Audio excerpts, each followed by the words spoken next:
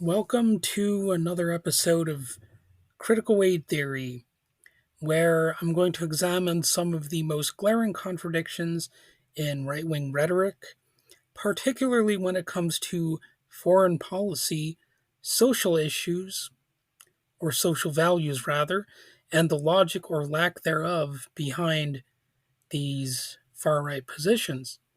So let's start with something simple. You can be left wing, oppose patriarchy, advocate for gender equality, and still be against mass slaughter or military invasions. It's not that hard. And yet, time and time again, discussion about U.S. foreign policy, especially regarding Palestine, Iraq, or any other nation that the U.S. has waged war against, gets boiled down to some false and absurd binaries.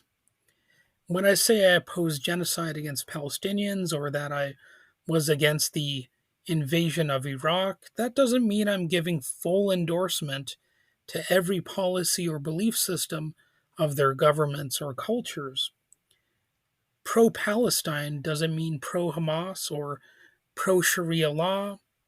In fact, I hesitate to even call myself pro Palestine in the first place because that kind of misses the point. Again, the point is not that I'm in favor of literally every aspect of, the country that we are attacking. It's that I don't think we should be attacking them. It simply means opposing the unjust oppression and destruction of an entire population. That is really the main point here. If you want a domestic comparison, think about this.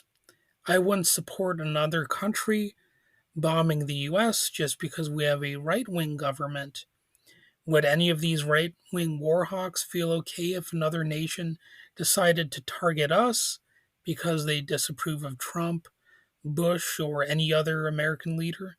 Well, of course not. It's really that simple, yet so many people refuse to grasp it. And that refusal isn't about intelligence, well, at least not entirely. It's more about willful ignorance and the hypocrisy of right wing, you know, traditional values, as they might call them. Now, here's the real kicker: right wingers love to attack Palestinians, Muslims, and Middle Eastern societies as being backward, oppressive, and against Western values. But take a step back and look at what they claim to support: traditional values, family values, religion driven governance, strict gender roles, anti LGBTQ policies, etc. Sound familiar? That's because the very societies they demonize actually align more closely with their own so called principles in a lot of cases. So it's a massive contradiction. How can they claim to love traditional values while bashing societies that enforce them far more strictly than America ever has? This isn't just ironic, it's pure inconsistency. They don't actually stand for any real principles, they just choose what's convenient for their culture war narratives, and because these other societies largely have a different religion. So, in my view, there is actually more moral consistency on the left, at least in the modern left. Meanwhile, leftists who criticize U.S. foreign policy are painted as radical terrorist sympathizers. In reality, what most of us advocate for is basic moral consistency. Opposing unjust wars and atrocities doesn't mean endorsing every aspect of the people suffering from them. It simply means recognizing that state sponsored violence is wrong no matter who does it. So if I was to criticize the violence of a foreign country, well, then it makes sense to criticize the government's violence when it's me who's living under, that system. In fact, it is actually more principled to especially criticize the violence coming from my government and my society.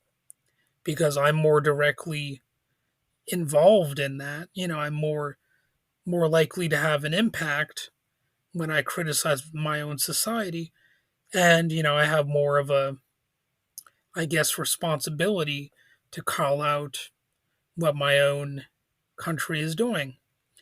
If we go by the actual definition of terrorism, which has been defined as acts of violence intentionally perpetrated on civilian non-combatants with the goal of furthering some ideological, religious, or political objective, then what do we call U.S. drone strikes on weddings, bombings of hospitals, or economic sanctions that starve entire populations? Because it sure sounds like it fits the definition to me. But somehow, when America does it, it's spreading democracy, as they will say. So, the real issue here, other than the violence itself, is willful ignorance. The biggest obstacle isn't lack of intelligence against the more intelligent or whatever. It's deliberate refusal to acknowledge basic facts and basic logic. People don't want to understand these contradictions that I mentioned because it challenges their ideological worldview. Psychologists call it information avoidance. People actively ignore or reject information that conflicts with what they want to believe. It's not that they can't grasp it, they just don't want to. And that's the real problem. It's not about debate or logic, it's about refusing to acknowledge reality because reality doesn't fit their preferred narrative. So, next time you hear someone argue that opposing genocide or war means supporting extremism, or that American foreign policy is always justified, ask yourself, are they really making a point or just avoiding the truth? So that's it for today's episode. Thanks for listening, and as always, keep questioning, keep thinking, and don't fall for these nonsensical contradictions that are so often found on the far right.